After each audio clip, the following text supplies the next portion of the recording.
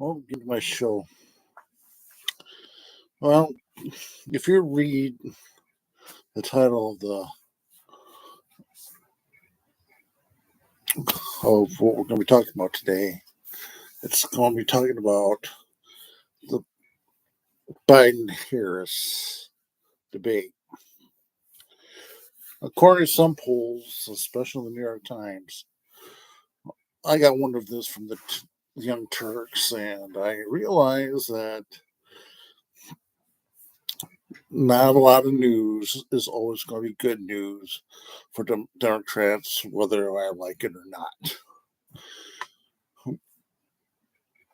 We should not be under the delusion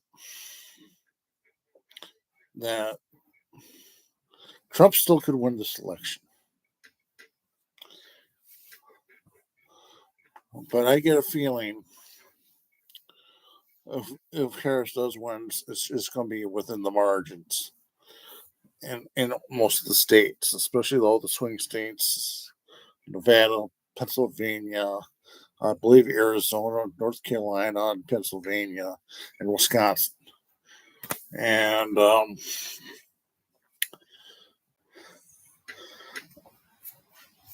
And since I live in Wisconsin, and I know the track record of Wisconsin throughout the 40 years that I've been living on this earth, I can guarantee you, in spite of 1980 and 1984, and I want to say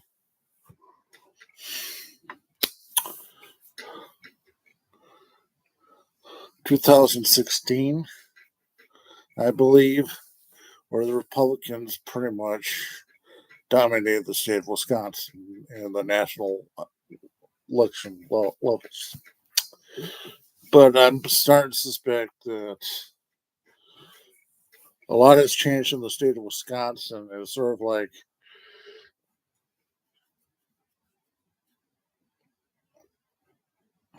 trying to undo Scott Walker's policies that's kind of unhinged and pretty much devastated the lifestyles of many rural folk that have owned farms. And I'll be honest with you, most of the rural people here in rural Wisconsin who have voted loyalty to the Republican Party. I mean, most of the blue areas in Wisconsin are going to be in the metro areas of Madison, Milwaukee, Green Bay, parts of Stevens Point, and Wausau. And everything else is just going to be like a big red field. But in that big red field, it's usually underpopulated. Some of the areas are not inhabitable. Some of the places does not have potable water. And the logistics of it is, if you're in a red district, chances are it's going to swing to the red, and if it goes to purple or blue, you're in trouble.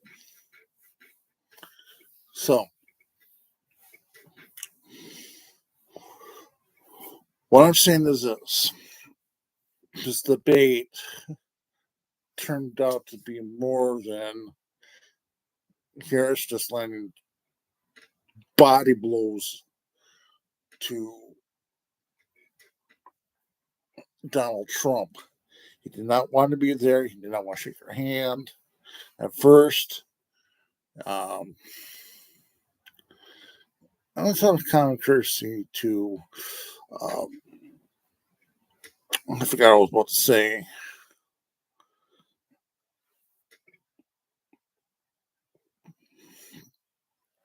I forgot what it is today.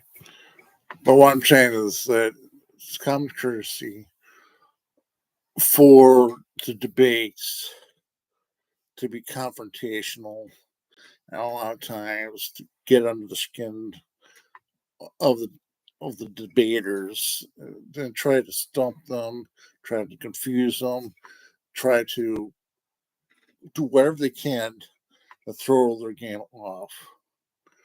And Harris was very stoic and very poised. So I'm thinking back to the time of my daughter's first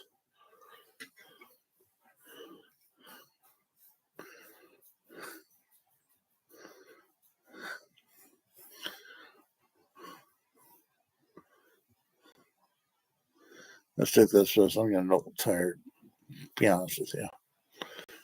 But all in all, it was a good debate for Kamala Harris. It doesn't really mean much. It only means much if voters who are undecided decide to put their vote towards the Democratic Party in the district and to their state and on the national level, saying this, I want her to represent me in this capacity. So I want to be at that point where I'm actually helping other people in my own life. And it's kind of tough, my friend. Yeah, so I may be tired and everything, and Lord knows I'm hallucinating right now. Um,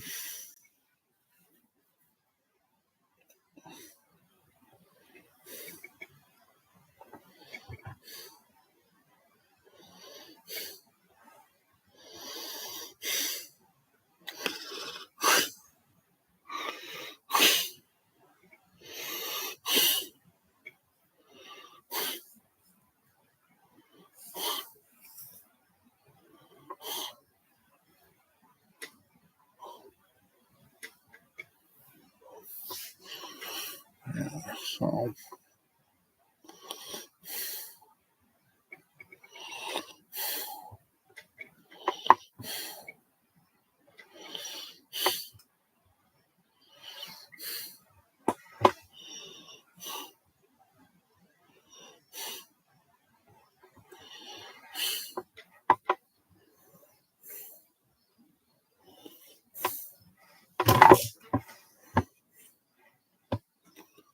I'm sorry, but I don't got nothing nice to say or anything else like that. My brain goes completely blank. Yeah, right now I'm just kind of completely blank right now. But all in all, I do think that Harris did the most bad to Biden's ego that he may just never show up. Yeah.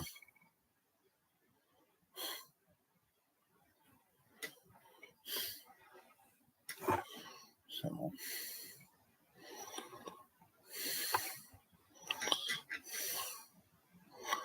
well, I thought this debate was going to be exciting, but it just turns out to be like a